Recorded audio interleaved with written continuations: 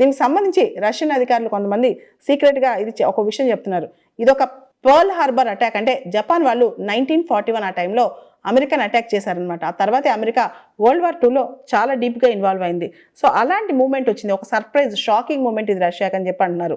అయితే రష్యాని ఇలా అటాక్ చేయటం తేనెటీగల పుట్ట అంటే హార్నెస్ట్ నెట్ కదిపినట్టే. ఎందుకంటే రష్యా ఒక సూపర్ పవర్, ఈగోని దెబ్బతీస్తుంది ఇప్పుడు ఉక్రెయిన్ అనమాట. అంటే మేము గ్రేట్ అనే ఈగోని రష్యాని అంత డీప్కి వెళ్ళి అటాక్ చేసిందంటే ఖచ్చితంగా ఈ ఆపరేషన్ స్పైడర్స్ వెబ్ అనేది రష్యా ఒక ఈగో దెబ్బతింది.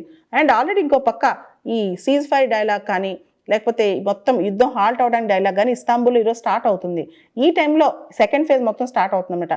ఈ టైంలో ఉక్రెయిన్ ఇలా అటాక్ చేయటం, ఇంత సీక్రెట్గా ఇంత తెలివిగా అటాక్ చేయటం ఇప్పుడు రష్యన్ గట్టి దెబ్బ కొట్టినట్టు. ఇప్పుడు రష్యా, అందులోనూ పుతిన్ ఎటువంటి సమాధానం ఇస్తారో మనం అసలు ఊహలకు కూడా అందదు. ఖచ్చితంగా దీని రెస్పాన్స్ మాత్రం చాలా బలంగా ఉంటుంది అంటున్నారంట. ముఖ్యంగా రష్యా యొక్క స్ట్రాటజిక్ బాంబర్సు, ఎయిర్ రీఫ్యూయలర్స్, తర్వాత అవకాశ్ ఎయిర్బోర్న్ వార్నింగ్ కంట్రోల్ సిస్టమ్స్ ఇవన్నీ అటాక్ చేసింది ఉక్రెయిన్.